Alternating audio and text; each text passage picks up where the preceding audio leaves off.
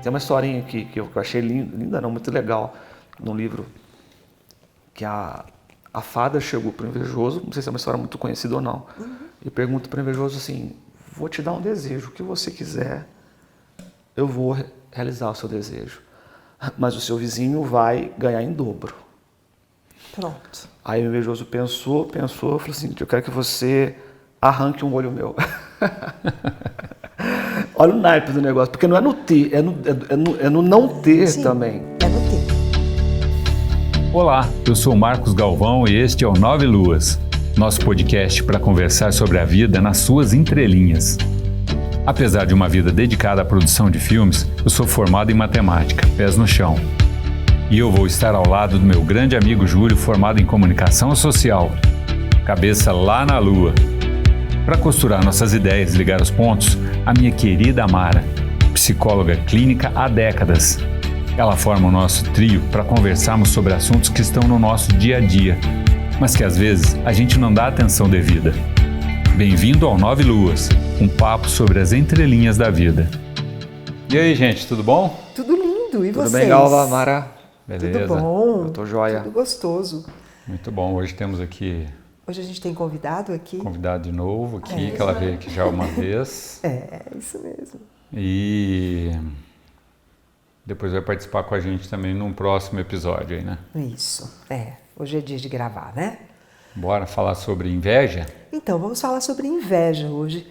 E eu vou dizer que eu vou assumir o filho como minha proposta de tema, muito embora eu não me lembre de ter sido eu quem propôs o tema, mas como nenhum de nós lembra quem propôs o tema, e nós temos recebido muitas sugestões de tema no direct do Instagram, do Nove Luas, então eu acho que pode ter sido alguém que propôs, e se foi alguém que propôs, sinta-se agraciado, porque é um tema de extrema relevância, inveja. Extrema relevância. Né? É um tema que acho que qualquer um de nós convive com isso, né, na sua vida, ou conviveu com isso em algum momento. Não sei, eu nunca tive essas coisas. Não? Então você vai ser beatificado. Olha, estamos diante de um Dalai. Né? Tá mais diante de uma lama do que de um Dalai. Uma vez eu vi que tem assim... diferença, talvez pode ser, vocês me disseram isso, mas enfim, é que a inveja é diferente da cobiça. A pessoa querer alguma coisa que a pessoa tem, cobiçar uma coisa que a pessoa tem é uma coisa. E ter inveja da pessoa é não querer que a pessoa tenha essa coisa. Além dela não ter, não querer que... Ter e torcer para que a pessoa quebre, caia. Ter um plus. Então, eu não sei. Eu olho tanto para a inveja, eu vou incluir a cobiça, né, porque você colocou aí na pauta, mas eu olho para os dois sentimentos humanos, né, e a gente chama, a inveja é um pecado capital, né? É um dos cobiça 7. também é, não? Então, em alguns lugares você lê cobiça, em outros lugares você lê inveja. Quando coloca a lista dos 7 pecados capitais, algumas listas têm cobiça, outras listas têm inveja. Então, eu tendo a pensar que quando se fala de uma coisa, está se falando de outra. Né? Mas o que eu acho que é importante nisso, pelo menos o que eu sinto que é importante, do lugar de onde eu olho, é olhar a raiz, né?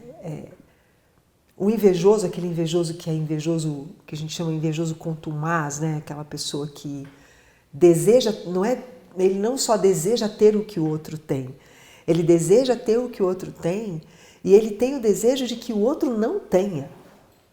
Então, a questão não é desejar ter o que o outro tem, porque desejar ter o que o outro tem, isso faz parte da experiência de viver. Eu olho alguma coisa aqui, nossa, Júlio, que camiseta linda. Eu posso querer ter aquela camiseta, mas isso não é desejar que eu tenha aquilo que ele tem e que ele deixe de ter. Né? Então, acho que a grande questão da inveja como um sentimento como um pecado, né, do capital humano, é o desejo de não querer que o outro tenha aquilo que ele tem. Eu tenho que ter e ele tem que deixar de ter. né? E aí a mitologia está farta de mitos que descrevem essa experiência do que o invejoso é capaz de fazer, né? Para tirar do outro a oportunidade de continuar tendo aquilo que ele tem. Né? Então, acho que talvez a gente trabalhar em procurar ir aprofundando, dissecando isso. Por quê? Que eu quero ter o que o outro tem? Ok, isso pode ser por admiração, isso até pode ser por cobiça. Ah, eu quero o que você tem. Né? Não é porque eu te admiro, é porque eu quero ter o que você tem. Mas, além de querer o que você tem, eu quero que você não tenha o que você tem. Eu quero ter e você não pode ter. Né? Então, assim, talvez eu vou jogar essa leinha e a partir dela a gente pode ir construindo junto. Porque eu acho, tipo, tem atributos que algumas pessoas têm que eu tenho vontade de ter também. Claro! Né? Eu acho isso até saudável, né? Eu acho que pode ser dependendo do que né, também. Que pode ser um impulso para você ir buscar em você força para conquistar, né? Mas o invejoso, dessa inveja, dessa qualidade que eu falei, a força de viver dele é querer tirar do outro a construção que foi o outro que fez. Né? Então é uma falta de si tão grande que não é suficiente ter o que o outro tem. O outro não pode ter mais. E se eu precisar matar o outro, como no mito de Dédalo, né? Dédalo mata um discípulo dele. Né? Na mitologia grega, ele tem um sobrinho. Dédalo era um dos homens mais inventivos da época, mais criativos da época. E ele era procurado sempre para criar novos inventos, para dar sugestões sobre problemas práticos como estragou a tela do celular, o que vamos fazer? Então, chama o Dédalo. Tipo um MacGyver, né? Ele lembra do MacGyver? Ele era uma pessoa extremamente inteligente e criativa. E ele tinha um sobrinho e a irmã do Dédalo pediu que o Dédalo fosse ensinando esse sobrinho a desenvolver esse tipo de inteligência. E ele começou a superar o mestre. E o Dédalo foi ficando tão incomodado com isso que um dia ele chegou no Parthenon, na Grécia, lá em cima, e começou a mostrar para o menino pontos cada vez mais distantes, né? na paisagem, para ele ir curvando o corpo. Quando ele já estava com o corpo bem curvado para frente, ele empurrou o garoto. O garoto caiu lá de cima. E quem conhece a Grécia sabe que o Parthenon é no ponto mais alto. É Parthenon. Parthenon. Ele é no ponto mais alto, né, num monte, e ele é o ponto mais alto da cidade de Atenas. Você olha, você vê lá em cima. Ele derrubou o garoto morreu. Né? Babaca esse Dédalo, né? Mas é porque ele não suportou, assim, ele não suportou ver o menino desenvolver coisas e superar aquilo que ele ensinou. Ele não dava conta disso. Por conta disso, ele foi exilado para a ilha de Creta, né? E ele foi a pessoa que foi responsável por ter criado o labirinto para deixar o Minotauro preso. O Dédalo? É. Pronto, então. Juntando as peças. Mas assim, é interessante ver assim, né? Ele precisa ir exilado para continuar sendo quem ele é. Olha que coisa estúpida. Né? Ele comete um assassinato porque não aguentou ver o garoto sendo quem o garoto era. E para continuar sendo quem ele era, um cara inventivo, criativo, a ponto de criar um labirinto para colocar o Minotauro, que era uma ameaça. Né? Uma grande ameaça para os gregos, era a sombra de cada um de nós, que era o Minotauro. Ele teve que ser exilado. Nunca mais saiu da ilha de Creta. Levaram ele e o Minotauro para lá, e ele criou o labirinto para colocar o Minotauro lá dentro. Então, será, né, que coisa é essa em nós, né, que chega ao cúmulo de requerer que nós nos exilemos para que a gente continue sendo a gente mesmo? Porque senão esse si mesmo que eu sou não se vê suficiente diante de alguém ou que te supera, ou que conquista coisas que você quer conquistar, e que mesmo tendo força para conquistar, o que você mais quer, na verdade, não é conquistar. O que você mais quer é que o outro não conquiste. Ou seja, que o outro não mostre para você tudo aquilo que ele é capaz de conquistar com sua própria força. Que impulso é esse dentro da gente que não suporta ver a força do outro? Né? Porque... Você não acha que não é que não suporta ver a força do outro, não suporta a própria ausência dentro dele de não conseguir, entre aspas, chegar onde o outro conseguiu? Então, mas pensa, no caso do Dédalo, né? Depois tem um outro mito que eu gosto também, que é o mito de Loki e Balder, né? Ou Balder, da mitologia nórdica. Eu estava até falando para a Ana no carro, que eu gosto muito de mitologia nórdica. Mas ele sabia conquistar. O Dédalo era o cara mais inventivo, reconhecidamente o mais inteligente. Então veja, que coisa é essa, né? De onde vem esse impulso que aquilo que eu sou, mesmo sendo grande como Dédalo, não é suficiente se alguém demonstrar ser o que eu penso que é além de mim? Eu não sei se é além de mim. O próprio Aristóteles, nos meus estudos, fala que você sente inveja de quem é igual ou próximo a você. Você não sente inveja, talvez, de uma pessoa que você sabe que é muito diferente de você. A inveja, ela se aloca dentro dos seus iguais ou próximos, e é justamente nesse gap que existe entre esse próximo que tem, entre aspas, uma vantagem que você acha que deveria ser sua e não dele, que mora a inveja. E aí eu vejo isso quase como um jogo de espelho, assim, sabe? Porque é quase como dizer assim, ó, para mim mesmo, lá no íntimo, eu tenho condições, eu tenho capacidade de estar igual a pessoa X, né? E aí você nega essa tua força, que poderia ser uma força de cobiça ou de para ir junto dele. Sim, você nega isso. Aquilo que você quer. Você nega esse encontro de algo que você quer para você, nega isso para atacar ou para desejar o mal ou para quem é próximo de você. Quando Aristóteles fala isso, né, é como se ele delimitasse um pequeno degrau. Não é um degrau tão grande, ou não são degraus, é um pequeno degrau entre mim e o outro, né? E é esse pequeno degrau que faz com que eu me esqueça e fique só no outro, né? Então, o elemento aí é um elemento de comparação que faz com que eu me esqueça. Então, a minha questão com a inveja é: por que eu me esqueço?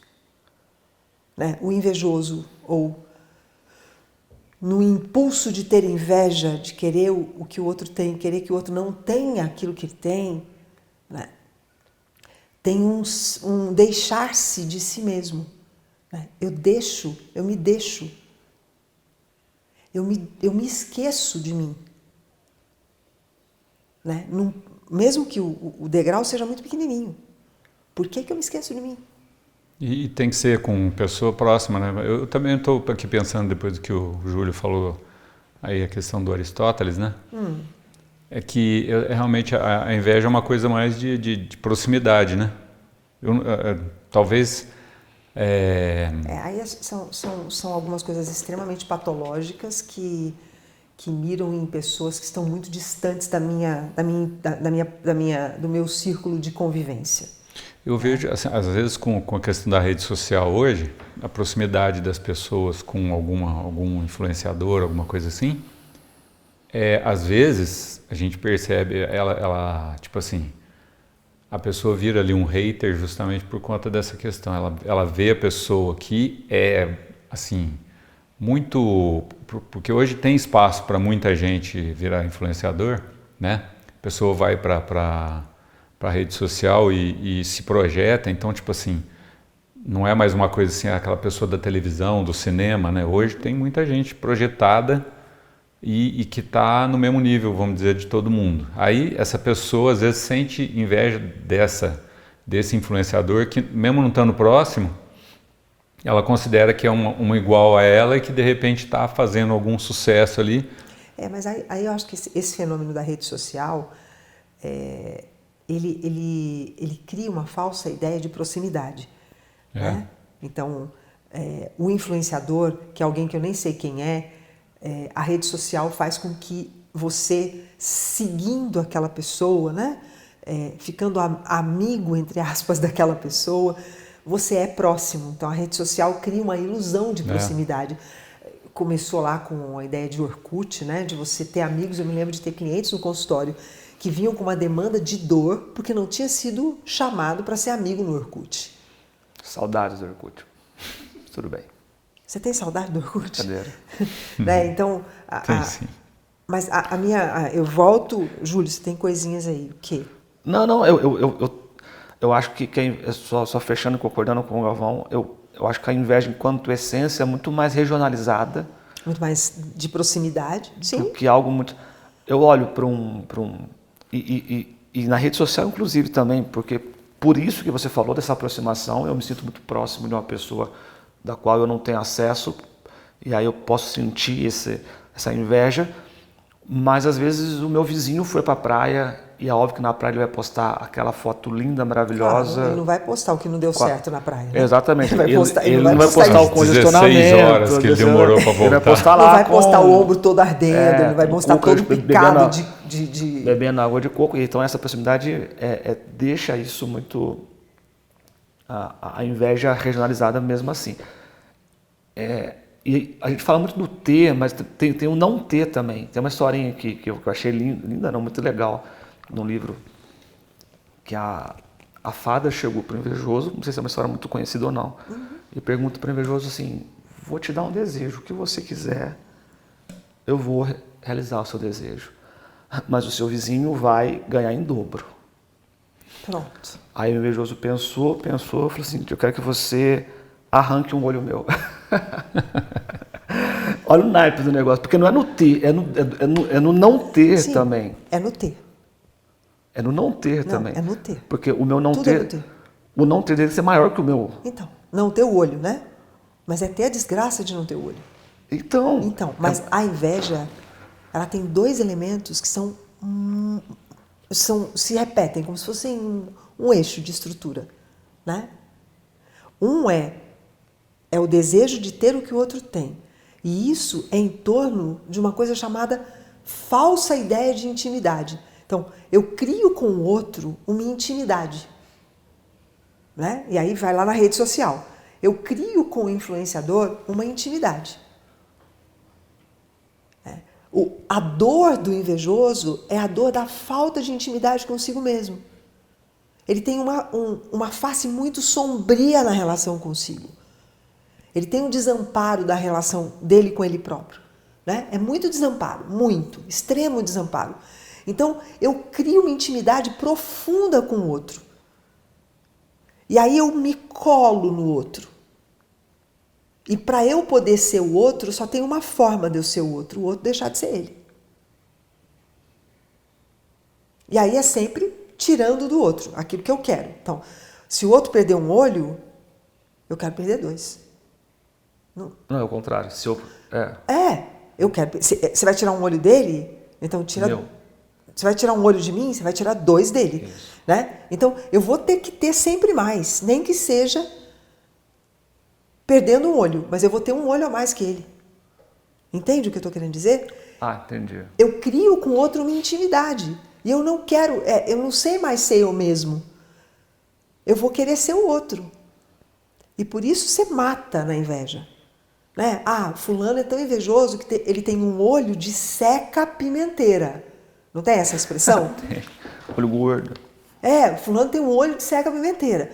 Fulano é tão invejoso que chegou aqui em casa, minha planta no dia seguinte estava morta. Né? Você acredita nisso? Claro. Eu já vi história. Eu já tenho milhares de experiências na minha vida. Aqui. Então vamos... Deixa eu te contar uma história, então só rapidinho. De uma pessoa de passarinho morrer. Do cara chegar, olhar e falar assim: mano, Que passarinho bonito, o cara mete o olho no troço, no outro dia o passarinho está morto. Ô, gente, mas o que são os olhos? O que são os olhos? Projetores, né?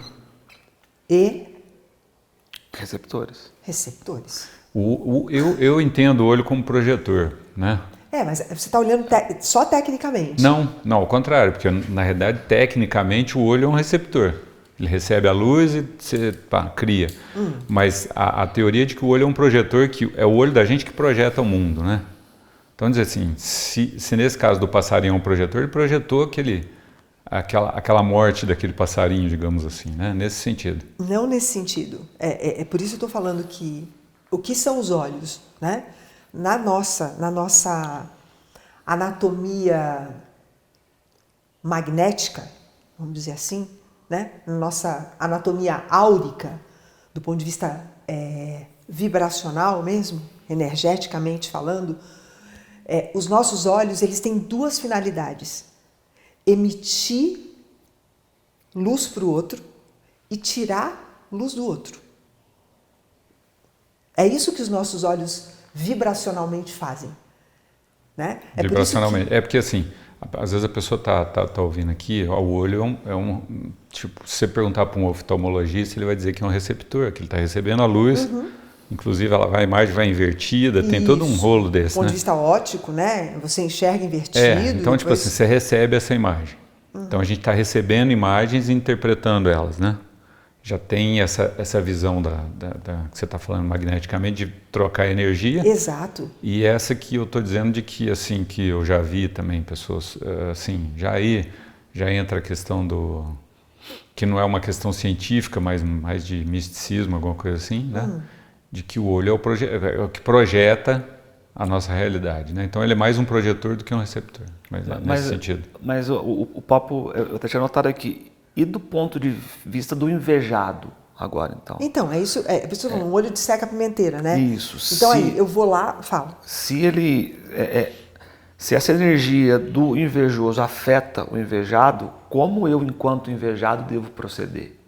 Então, porque o que acontece? Veja só, se o invejoso é aquele que tem desamparo de si mesmo, né? Quando eu me amparo, eu me aqueço, eu me acolho, eu crio para mim mesmo, em mim, eu crio para mim um lugar de luz, né? De energia. Eu me nutro de mim. Me nutro de mim, me nutro da paisagem que está lá, coloco aqui dentro, né? Me nutro dos meus pensamentos, me nutro das minhas qualidades, me nutro das coisas que me faltam e que eu quero conquistar. Isso é uma autonutrição. Né? Eu tenho isso aqui em mim, está estruturado. Quando eu não sinto isso aqui, essa intimidade comigo, esse conhecimento profundo de mim, do que se movimenta aqui, do que falta ter movimento, eu vou buscar isso no outro. Aí eu preciso, para isso, criar uma intimidade, porque senão não tem como me nutrir se não for pela intimidade. Se o outro está desassistido, o que é desassistido? Descuidado de si, que é diferente de desamparado. Aquele que está desamparado tem muito mais força de tirar do que está descuidado do que o que está descuidado tirar daquele que está desamparado. Óbvio, está descuidado. Então tem uma expressão que eu acho que, eu não sei se ela é uma expressão obrigatoriamente só cristã, mas que é o orai e vigiai. O que é o orai e vigiai? Né? Cuida do teu palácio. Presta atenção. Exato. Cuida do teu palácio, né? Então, eu lembro que a minha avó, ela sempre dizia pra gente, não abre a porta de casa, olha que coisa. E aí a gente vai entrar num outro tema mais profundo do que esse aí. Não abra a porta de casa sem pedir proteção do seu anjo da guarda, né? Eu acho que eu já falei isso em algum episódio, o anjo da guarda protege na frente, nas costas, na direita, na esquerda, por cima e por baixo. Ou seja, isso é cuidar. O que você está fazendo com você? Você magnetizou você mesmo com você e com tudo aquilo que está dentro de você e que te ampara. No meu caso, o anjo da guarda me ampara. Então, isso, independente disso entrar em discussão de se é real ou não é real, o fato é que eu própria me amparei, me cuidei. Aí o olhar do outro bate, encontra um escudo e volta. Ele vai procurar o olhar de um outro que está sem escudo. Eu gosto, mas gosto com força da imagem do arcanjo Miguel, né? Que é aquele que pisa na cabeça do dragão, que tem um escudo e que a espada nunca mata, que a espada só imobiliza. Que é essa ideia daquele que é invejado na relação com o invejoso. Se eu estou cuidadoso de mim, eu não vou matar você, eu só vou te deixar no seu lugar. E muitas vezes isso significa, eu vou sair do teu raio de visão. Né? Por que do teu raio de visão? Por causa dos olhos. E quando isso é dentro de casa, como é que a gente faz? Né? No ambiente familiar.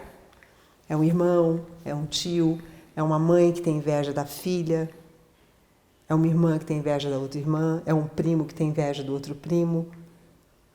E nessa ideia piegas de que família é o lugar onde os laços são laços de zelo um pelo outro, é o lugar onde nós mais aprendemos a ser invejosos. Né? É um dos ambientes onde a gente corre o risco de mais exercitar a inveja, seja sendo invejado ou invejando. Porque é uma estrutura de poder, né? O núcleo familiar, né? As relações familiares, se elas não forem muito bem cuidadas, elas são o melhor campo de batalha que nós temos nas experiências relacionais humanas. É o melhor campo de batalha. Porque é um campo de batalha que é nutrido pelos pais. Porque sob o olhar dos pais, e também é humano, sempre o olhar do pai vai privilegiar um dos filhos, se tiver mais de um dos filhos, vai ter admiração mais, vai elogiar mais por afinidade do que outros. Criou-se um cenário favorável para todos os dramas míticos que a gente tem de inveja. Começa com Caim e Abel, dentro das narrativas cristãs. A gente tem mitos mais antigos, né, que são antes de Cristo e que são mitos familiares. O próprio Dédalo era um sobrinho. Né? Então, por isso essa ideia de assim, demanda você querer a intimidade, você cria uma intimidade com o outro muito grande. Né? Então, não sei se respondi a tua pergunta, o que o invejado deve fazer? Cuidar de si. Se manter atento, porque isso é real. Inveja existe mesmo. E a inveja, ela nos afeta, sim. Não tem como. Porque a inveja é um visgo. Sabe o que é visgo? Uma coisa visgosa, né? Como se você jogasse uma gosma em cima do outro. O outro fica preso no meio daquela gosma. O teu olhar cria uma gosma, né? E aquilo você vai ficando, perdendo o teu movimento. Algumas pessoas que são vítimas de inveja podem entrar em estado de sufocamento. Porque é uma questão energética, a gente não está vendo, você só está sentindo. E muitas vezes, se isso acontece dentro de ambientes onde você acredita que tem laços de afeto, como na família, não obrigatoriamente só na família, entre amigos, né? Você não vai se proteger de pessoas que você acredita que, ou que dizem que te amam e que você passa a vida acreditando que é assim. Então, muitas vezes, isso é muito comum. Em terapia a gente vê demais isso. Um elemento da família tem tudo para poder ter êxito em tudo que tem vontade de fazer. Mas está visgado. Né? Está engosmado. Sabe?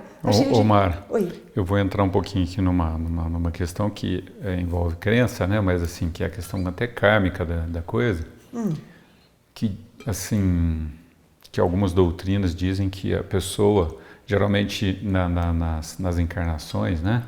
As pessoas que têm algum problema, tiveram algum problema em outras vidas, elas se encontram dentro de uma família com o passado esquecido para fazer essa reparação, né? Então, assim, é lógico que isso é uma questão de crença, né? Mas Claro. é uma coisa que às vezes vem explicar muito que a pessoa já tem uma antipatia, até por um irmão, alguma coisa assim, já não tem aquela proximidade, assim, afinidade, né? E aí a pessoa acaba tendo que conviver numa família, né, dentro de casa com situações, com assim, pretensamente um inimigo anterior, né? Então esse tipo de orar e vigiar, que você está dizendo assim, esse tipo de atitude, né? Acho que o orar entra bem aí para a pessoa começar a se equilibrar e se alinhar com a pessoa que ela tem menos afinidade, no caso, né? Para poder combater isso que o Júlio está dizendo assim, né? O meu pai, ele dizia uma coisa assim, quando a gente estava mudando de amizades, porque periodicamente a gente muda de amigos, né? Quando é criança, pequenininha, você tem uns amiguinhos, alguns você leva para a tua história, na tua biografia, vai contigo, mas a grande maioria você vai mudando, né? E quando a gente entrava na adolescência em casa, as mulheres, nós somos 3 mulheres na minha casa, né? Eu lembro, parece que eu estou escutando meu pai dizer: arruma amiga mais bonita que você. Mais bonita, pai? Filha, porque elas não vão ter inveja, você vai passar desapercebida. Olha, tem uma sabedoria aí? Eu não sei se isso é uma sabedoria, mas tem um elemento de perspicácia de alguém que Proteção. proteção e de perspicácia de alguém que já está lá na frente na vida, né? E que já passou por várias situações assim, porque ele poderia orientar para o contrário, né? Procura amigas mais feias que você, porque você vai ser aquela que vai ficar em evidência. Mas não, saia só com moças mais bonitas que você. Você nunca vai ser atormentada pelas suas amigas.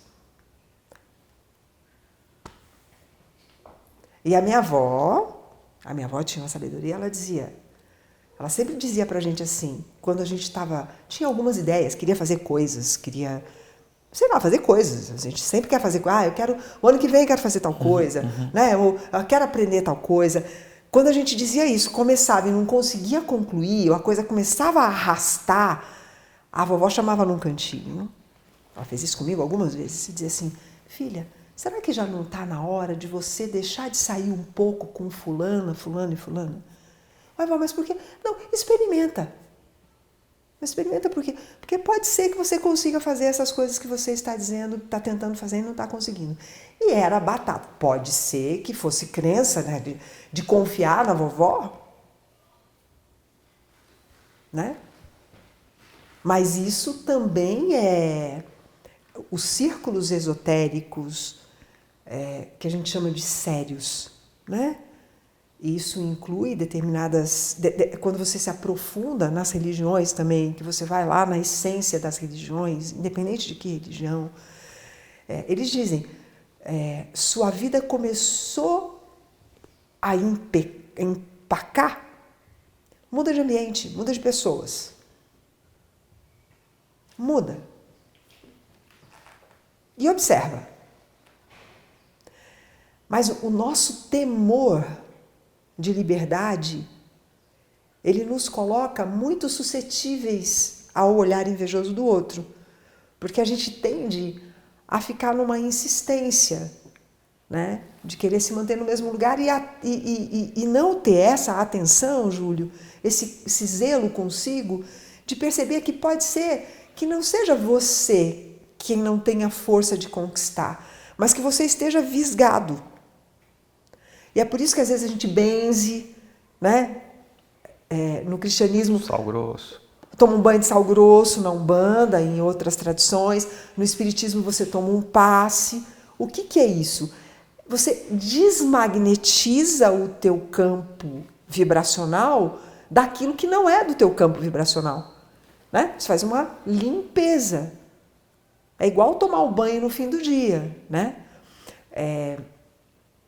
Algumas tradições dizem que a gente deve cortar o cabelo uma vez por mês.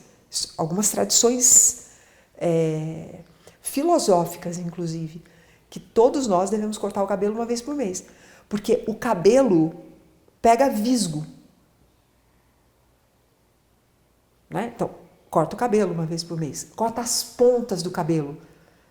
Né? Desbasta o cabelo. Vocês fazem isso com muito mais frequência do que a gente. Enfim, a gente poderia ficar aqui... A gente pode rapar o cabelo, vocês não podem. Para quem tem cabelo. Próximo assunto, por favor. Omar, tem um livro que chama Profecia Celestina, né? Que ele fala dessa... Nossa, quanto tempo eu não lembrava desse livro. Esse livro tá comigo, do Carlão que nos ouve. Carlão, vou devolver um dia. Um dia que eu ler de novo. Mas então, esse livro, ele fala de que as pessoas, né, começaram a se desconectaram da fonte de força universal, né?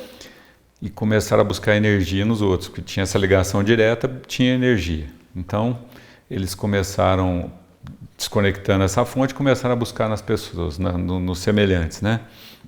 E aí eles elencam lá 3 maneiras de buscar energia, que eles chamam, eu não lembro direito, mas assim, tinha a flor, né? Que a flor é aquela que fica se exibindo ali, e aí a pessoa vem e doa energia para ela, porque acha ela bonita, alguma coisa assim. Isso. Tem aquele que vai e rouba lá, enfim, tem as 3 maneiras aí que chega de assalto mesmo para tirar a energia da outra pessoa. Tem a vítima, né, também, que se coloca nessa situação também como forma de tirar a energia do outro, né? Essa questão da energia, da inveja, né? Ela está mais ligada à vaidade? Ela está ligada, e aí não é ligada, ela é 100% desamparo. Eu vou falar agora numa linguagem absurdamente psicológica. Né? Absurdamente psicológica. Isso pode até criar um ranço no episódio, né? Porque vai ficar um pouco... Eu vou usar pouquinho tempo, mas vai ficar bem técnico, porque não tem outro jeito, né? A inveja está muito relacionada à função materna. Isso não tem nada a ver com a mãe, obrigatoriamente, né? Mas está muito ligada à função materna, que é a função de dar o amparo nos primeiros 3 anos de vida. E o ideal seria nos primeiros 7 anos de vida, de te dar aquela sensação de que qualquer mal que te acontecer, né, você tem o amparo da figura materna. Não precisa ser uma mãe, pode ser alguém que ocupe esse lugar da figura materna. E quando isso ficou muito frouxo, né, o sentimento de desamparo, ele fica estruturante. Então, na minha estrutura psíquica, eu sou desamparada, né, vamos dizer assim. E aí eu vou buscar amparo na intimidade com o outro, que eu não tive essa intimidade com a figura materna. Então eu vou estar sempre procurando, como uma criança desorientada e desamparada, sugar o leite da minha mãe, que eu não tive, ter o colo da minha mãe, que eu não tive. Só que com o processo de amadurecimento, entre aspas, eu vou criando estratégias cada vez mais elaboradas e eu posso chegar ao ponto de matar o outro para ter esse leite, para ter esse colo, que é a coisa do outro, né? No caso do Dédalo, que derrubou o sobrinho, né? Aquela inteligência que ele aprendeu na convivência comigo, olha que coisa mais louca, né? Porque no caso do mito do Dédalo, ele aprendeu, o sobrinho aprendeu na convivência com o tio. Então, você quer um amparo maior do que saber que, por teu intermédio, uma pessoa foi caminhando a ponto de se desenvolver tanto que te superou no sentido de seguir o seu próprio caminho? Você quer um amparo maior do que esse? Né? Você olhar para um, aspas, discípulo e dizer assim, nossa, olha só, que legal. Né? Isso é meu. Né? Eu tenho esse lastro comigo. Eu tenho esse laço de amparo a ponto de alguém ter feito parte desse colo por um período e depois ter saído autônomo e ter ido construir sua própria trajetória. Você quer coisa que dá mais amparo do que um negócio desse? Mas se você tem um desamparo estrutural, você olha isso como um rombo em você. Se esse outro vai autonomamente para a vida dele, isso é um rombo em você. E algumas pessoas não suportam e matam, puxam tapete, criam um monte de circunstâncias, enfim. E aí precisa ir para o exílio. Estou voltando lá no mito, né? O que é o exílio? É voltar para ver se reconhece alguma coisa do que é si mesmo. E é muito difícil para quem não teve essa estrutura, esse amparo da figura materna. Nos 3 primeiros anos de vida, achar esse laço por si mesmo. Acho que esse era o ponto que eu queria chegar, porque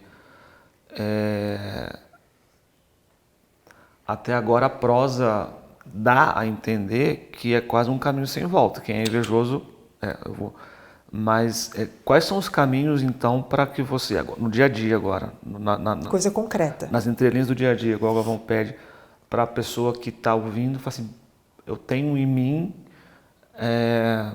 eu estou envolto, ou tenho em mim essas lanças da inveja.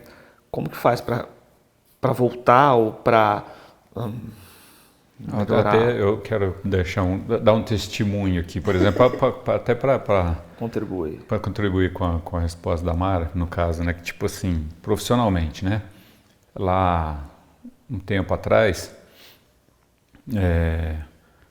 a concorrência profissional, vamos dizer assim, entre empresas, né, tipo assim, eu tinha um relacionamento muito saudável com essa questão da concorrência, que eu acho que até entra um pouquinho nessa questão, não sei.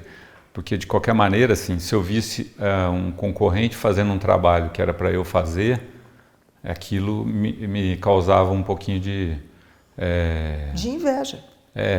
Um desconforto, né? Então, assim, de uma certa maneira, né, eu vinha... lá no fundo mesmo, uma coisa que sim, que eu não tinha muita consciência disso. Fala logo. Pau, né? Eu tinha, mas eu digo assim. É um cara de eu não torcia muito para dar certo aquele trabalho para eles. Não chegava a torcer para dar errado. Mas eu não torcia muito para dar certo. Mas enfim, dentro do que o Júlio falou, eu vim fazendo um trabalho de fortalecimento até, né? E já são 20 e tantos anos de empresa aí, né? Então, assim, que hoje a gente tem eu tenho uma amizade com o pessoal, porque, tipo assim, eu torço por eles e eles por nós, a gente tem uma coisa muito mais legal. Foi uma coisa que eu consegui mudar, entendeu? Então, tipo assim, dentro da pergunta dele até, e depois você analisa pra gente aí a questão mais... Só terminando, tem uma pesquisa numa faculdade japonesa que eu estava vendo, que é legal o que eles fizeram. Eles pegaram jovens e aí, por um processo de fotos com pessoas próximas a eles e tudo mais, para instigar a inveja neles ou não, eles perceberam por ressonância que quando eles passavam por um processo de inveja, ativava neles o síncolo no cérebro, que é a mesma área que atua na dor física e na área de rejeição do ser humano. Isso. E aí eles falaram que a inveja é um sentimento que se associa a um conjunto de vários outros sentimentos. E são sentimentos que parecem muito longe, mas estão próximos. Orgulho, ciúme, paixão, admiração. Então, assim, não são... A gente olha como se fossem coisas muito distantes, mas é tudo muito próximo. A linha é muito tênue entre essas coisas todas. Então, são conexões neurais em cima de um mesmo eixo, né? De um mesmo neurônio central. Quando eu falo para você que a prosa dá a entender que é um caminho sem volta, ao mesmo tempo você fala, não, é tudo muito próximo ali, parece que é coisa de ajuste. E a frase que mais me marcou é que é possível admirar a pessoa sem necessariamente invejá-la, mas é impossível invejar uma pessoa sem admirá-la. Né? E isso é muito forte também, porque antes da inveja tem um sentimento bom por trás disso. Admiração é um sentimento bom. Claro. Então, assim, vê-se que é algo não vou dizer que não é natural, mas que antes da inveja tem algo bom ali, que é a admiração. A pulsão que starta, já que admiração e inveja são palavras co-irmãs ou próximas, o que starta isso em mim antes, para gerar a inveja ou a admiração, é algo que talvez... Para gerar a inveja depois da admiração. Exatamente. É algo que eu não sei se é a partir do treinamento, do olhar para dentro, eu consigo reverter, condicionar, enfim, não sei qual é a palavra que eu estou te perguntando agora, para que a gente faça essa modulação para deixar de ser... Eu gosto muito de usar imagem para compreender conceitos e experiências humanas, porque eu acho que as imagens, elas ficam... elas não se perdem na memória com tanta facilidade quanto o conceito se perde. Concordo. Né? Então, eu gosto muito da imagem da cesta. Sabe essas cestas de palha? Né? Cesta de vime, cesta de folha de bananeira, cesta de... Né? O que eu preciso é criar uma cesta. Né? Eu preciso criar uma cesta. Porque é a cesta que dá esse sentimento de amparo. Por que esse é tudo muito pertinho? Admiração, orgulho, ciúme, paixão, né? E a inveja como redondilha da cesta, né? Aquele centrinho, né? Porque tudo isso pode virar inveja. Paixão pode virar inveja. Ciúme pode se transformar em inveja. Admiração pode se transformar em inveja. Orgulho pode se transformar em inveja. Né? Então, olha bem, que coisa linda. Tem sempre o outro, porque todos esses sentimentos tem uma outra pessoa relacionada com ele. Né? Eu não sinto paixão se não tiver um outro. Eu posso sentir paixão pelo outro ou por uma coisa do outro, mas tem sempre o outro. Então, é sempre na experiência de conexão. Então, o que eu preciso garantir para mim? Eu preciso garantir para mim a conexão comigo. Essa conexão eu não posso perder nunca. Nunca. Se eu perder a conexão comigo, e é muito mais fácil do que a gente imagina perder a conexão com a gente. Muito mais fácil. E tem se tornado mais fácil porque o mundo está nos convidando cada vez mais para fora. Né? Cada vez mais para fora, para dar respostas para fora. Então, e-book, né? Tutorial. Momento e-book, faz a vinhetinha. Momento tutorial. Retoma a construção da tua conexão contigo. Porque quando eu conecto comigo, eu crio essa cesta. Né? Eu crio uma cesta, faço uma cesta. Ela pode não ser, no começo, uma cesta muito bonita, mas ela é uma cesta. E isso dá continência para mim, né? Eu me aninho ali dentro daquele cesto, porque daí eu fiz a cesta, eu posso pôr um tecido, eu posso pôr uma manta, eu posso pôr o que eu quiser, um edredom macio, mas eu preciso de uma cesta. Então eu preciso dessa conexão de traçar fios dentro de mim comigo mesmo, para reconhecer quem eu realmente sou. O que eu posso? Porque quando eu virar para o outro para admirar, que é o primeiro sentimento, nossa, a camiseta do Júlio é uma admiração, né? Meus olhos se lançaram para a camiseta, né? Júlio, onde você comprou essa camiseta? Não é assim? Se eu tenho essa trama tecida em mim, se eu tenho essa conexão comigo, eu vou olhar. Júlio, onde você comprou essa camiseta? Ah, Mara, tem um site, né? Tem um canal no Instagram, assim, tem uma página no Instagram que o pessoal faz camisetas legais. Me dá e tal. Pronto, aí eu vou lá e vou resolver. Eu gostei da camiseta, vou comprar uma camiseta. Agora, se eu não tenho essa conexão comigo, gostei da camiseta do Júlio, aí eu vou ali, e isso pode ser consciente, quando a coisa está muito fora do lugar, quando a minha conexão comigo está... Talvez eu nem tenha conseguido fazer ainda. Não é que eu perdi, mas talvez eu nem tenha feito. Eu vou ali pegar um café e vou ficar rodeando o Júlio. E sem querer, o café vai cair na camiseta dele. E o café vai dar uma nódoa que nunca mais vai sair daquela camiseta. E aí eu dou aquele sorriso interno. Nossa, Júlio, desculpa.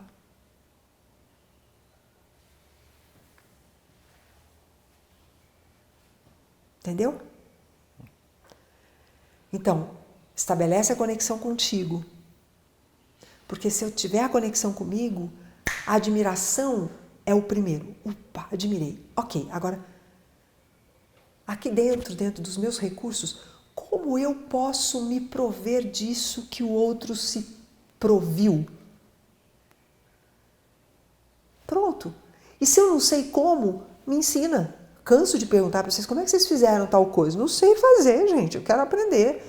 Como é que faz café com aquele negocinho, né? Isso. Não, ontem eu precisava gerar um QR Code. Nunca tinha feito isso na minha vida, né? A gente está trazendo estou trazendo uma peça, né, do João, que é um amigo, João Ciorelli, e eu preciso gerar um QR Code. Não sei como é. Peguei o celular, vídeo do YouTube, como gerar QR Code. Rapaz, no instantinho. Durou meia hora.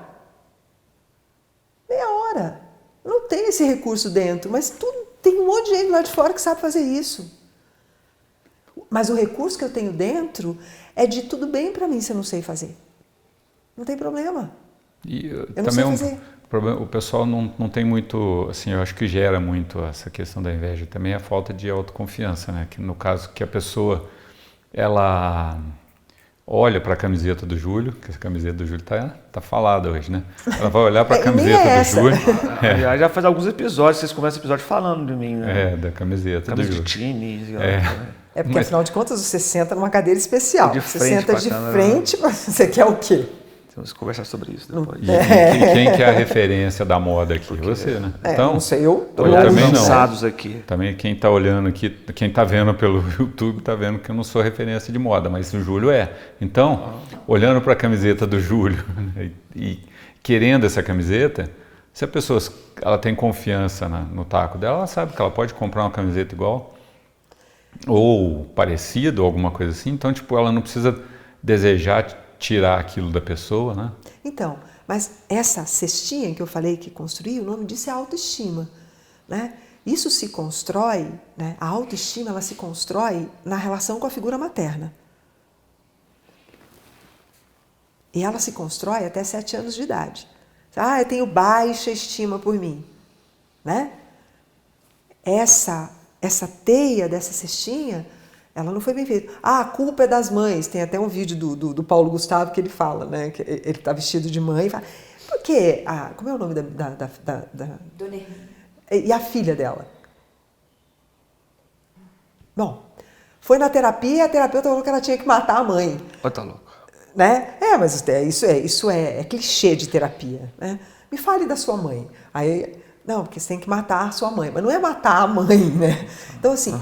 A culpa é das mães ou das figuras maternas que desampararam. Gente, ninguém tem culpa de nada. Cada um deu aquilo que foi capaz de dar. Agora é com a gente. Então, vou construir essa estima por mim. Eu posso procurar ajuda de um amigo, eu posso procurar ajuda de um terapeuta, eu posso procurar ajuda de um pajé, de um xamã, de um padre.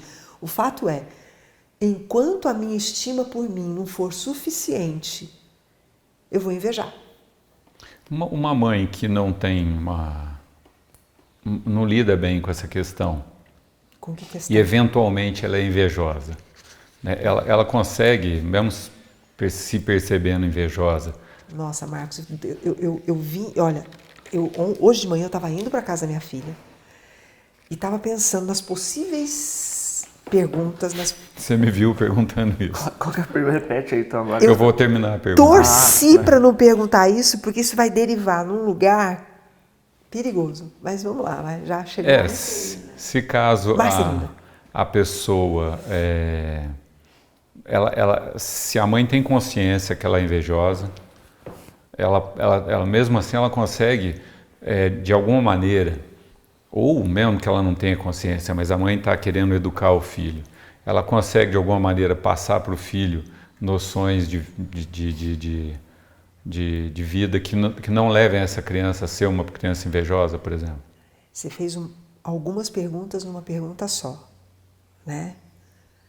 Então, eu não sei quanto tempo a gente tem, mas eu vou dissecar um pouquinho. Tá tranquilo. E nem muito, né? Porque eu falei que isso a gente cai numa zona de conflito aí, né? Tinha que ser você, esse né? é o meu papel. Podia ser outro. Bum! Você joga uma bomba 49 de segundo tempo. É, exato. Porque assim,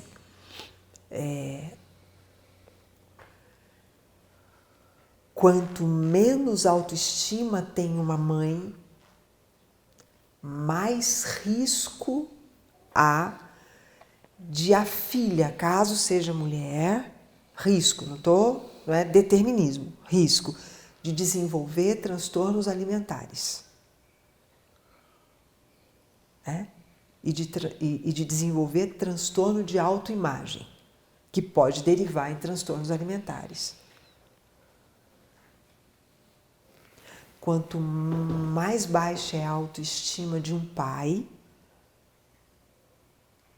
mais risco os filhos homens correm de desenvolver transtornos de caráter.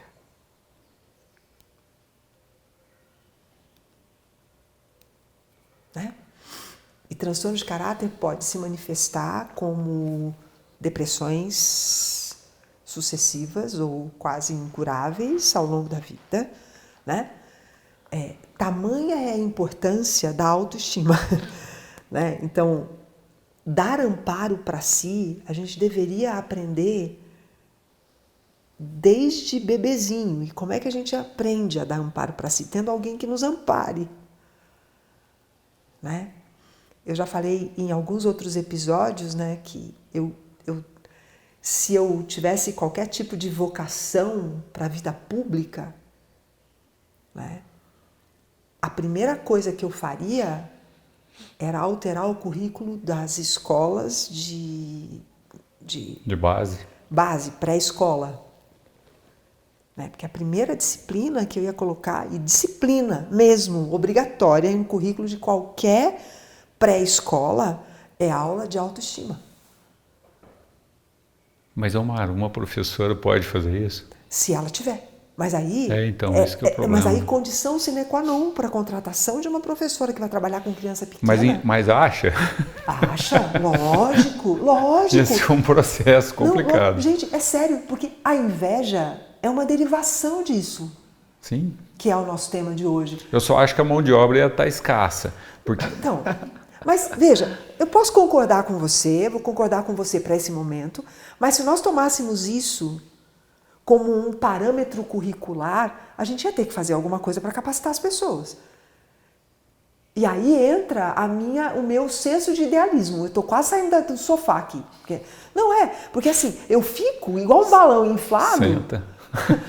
Sério, eu fico igual um balão inflado que eu tenho vontade de sair na praça e ficar falando, gente, vamos capacitar as pessoas para desenvolverem em si a autoestima. Eu fico imaginando que essa professora até acha, porque, digamos, é uma matéria na grade, né? Uhum. Aí essa professora vai ter que dar aula para os alunos e para o resto dos professores também. Perfeito, porque na verdade isso tem que começar com o dono da escola. Porque o dono da escola sem autoestima, imagina, um educador, alguém que administra uma instituição de ensino, de educação, sem autoestima. Já entendi, não posso. Estou falando que eu vou ficando, né? Eu estou segurando ela aqui. Eu fico igual um balão inflado, porque, gente, tem um monte de coisa que precisa ser feita, né? E o ponto é, eu preciso dar amparo para mim mesmo. E se ninguém me ensinou em casa, alguém vai precisar me ensinar. E não tem problema, porque ninguém me ensinou em casa, por alguma razão, que não ensinaram aquela pessoa, e tá ok. Não é jogar pedra na Geni. É ao contrário, é ajudar a Geni a fazer cesta para si mesma. Para não vir o Zé Pelim, né? Estou falando aqui da música do Chico, Geni e o Zé Pelim. Hoje ninguém conhece mais essa música. Mas se alguém tiver curiosidade ouvindo isso, pelo menos sabe qual é a referência para buscar. Referência bibliográfica, Geni, Zé Pelim, Chico Buarque, Ópera do Malandro.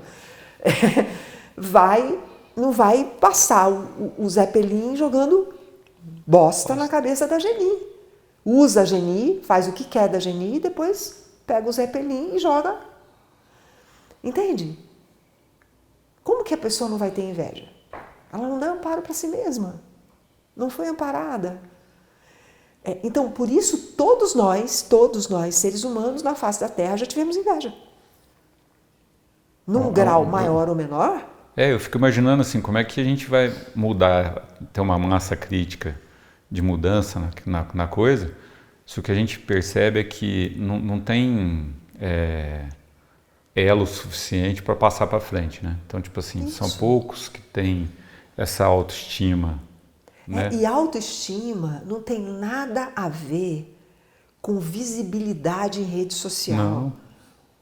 Muitas vezes é o oposto disso. Autoestima não tem nada a ver com buscar estar esteticamente maravilhoso.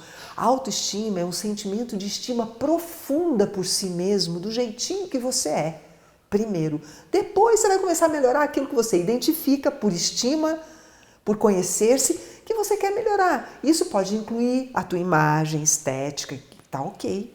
Por que eu não vou querer ficar esteticamente melhor para os meus olhos, se eu posso ficar? Mas é para os meus olhos, primeiro. Depois, naturalmente, isso vai repercutir no que o outro vai olhar e vai ver. Porque se eu estou vendo que está mais bonito, claro que o outro vai ver que está mais bonito, né? Então, essa ideia de amparar a si mesmo, isso é estrutura. Eu preciso dessa estrutura. Porque senão eu vou ser capaz de matar. Senão as minhas relações, elas vão ser relações de poder, não vão ser relações de afeto. A inveja é uma arma nas relações de poder. É uma arma que pode matar e que pode secar. Pode não matar, mas seca. A inveja é uma coisa poderosa, hein? Claro. Combatamos a inveja. Assim, eu assim, por ter até conscientemente, né, passado por um período assim, ou vivido, uma coisa que vem claramente, pode até ser que hoje tem algumas situações em que eu não esteja consciente disso, mas que aconteceu conscientemente um episódio de inveja comigo e eu não me senti confortável com aquilo e fui procurar dar um andamento na coisa de mudar essa questão. E assim, foi um trabalho, né, para fazer isso. E na minha experiência, funcionou bem o exercício de fazer, olha, vamos experimentar nesse caso aqui agora, já começar a olhar para o que o concorrente tem de bom e exaltar isso aí. E assim, o mais legal foi que quando eu consegui atingir isso, ficar com isso familiar para mim, foi uma coisa muito libertadora, entendeu? Assim, é um peso que você tira das costas, porque de repente fica tudo mais claro que assim, nessa questão profissional, o que é deles, o que é meu, então o negócio fica tranquilo. E aí nós fazemos uma interface com o episódio da competitividade, que já foi veiculado, não sei nem que número de episódio é esse, que se você tem autoestima, essa autoestima que nós falamos aqui hoje, não existe competitividade. Porque o outro não é um opositor, o outro é um parceiro. Co-cria com você. O outro, exato, vamos usar essa expressão que é atual, o outro co-cria junto comigo. Porque o que o Júlio tem, eu não tenho. Não tenho e não vou ter nunca. O que a Ana tem, o Júlio não tem, eu não tenho, o Marcos não tem. E assim a gente consegue construir muitas coisas, a gente consegue construir tudo na parceria. Não tem nada que não se construa na parceria. Mas só tem a possibilidade de existir parceria quando existe autoestima dos dois lados ou dos três lados, dependendo da quantidade de parceiros que tem para se fazer qualquer coisa. Porque se não tiver esse amparo, esse autoamparo, não vai existir parceria. Em algum momento, os dois lados estão à espreita, esperando em algum momento para tirar do outro alguma coisa. Quer dizer... Eu só acho assim que, também terminando aqui a minha minha participação nessa questão é que vale muito a pena. Se a pessoa fizer um exercíciozinho ali de combater esse sentimento, vale muito a pena, porque no fim, assim, fica uma coisa gostosa, a convivência fica top. Porque daí eu olho e falo, nossa, o Marcos é muito bom nisso, eu não sei fazer isso. Marcos, dá uma mão para mim nisso aqui, né? E o resultado no final é que é o gostoso, né? Porque ele se conectou comigo porque ele tinha alguma coisa para me oferecer, eu me conectei com ele porque tinha alguma coisa para receber. E numa relação onde é honesta a conexão entre dar e receber, a probabilidade de jogo de poder é zero. Porque é uma conexão honesta entre dar e receber. Eu realmente preciso, eu realmente tenho para dar. Tá aqui. A gente sai com um produto que não é nem o que ele tinha para dar e nem o que eu tinha para receber. Mas isso é assunto para um próximo episódio. Inclusive é isso. Um beijo para todo mundo. Eu vou despedir do pessoal aqui e da Ana. A Ana, ela tá aqui, ela entrou muda, saiu calada, gente, pelo seguinte, é que a gente já vai gravar um episódio logo na sequência e ela vai participar com a gente. E ela vai fazer uma participação especial. Então ela vai estar com a gente aqui, tá? Então não vai nem, se vocês quiserem ouvir a vozinha da Ana e saber o que a Ana pensa no próximo episódio, aguardem tá? no próximo episódio. Um abraço para todo mundo. Um beijo para vocês. Tchau, gente. Tchau. Beijo.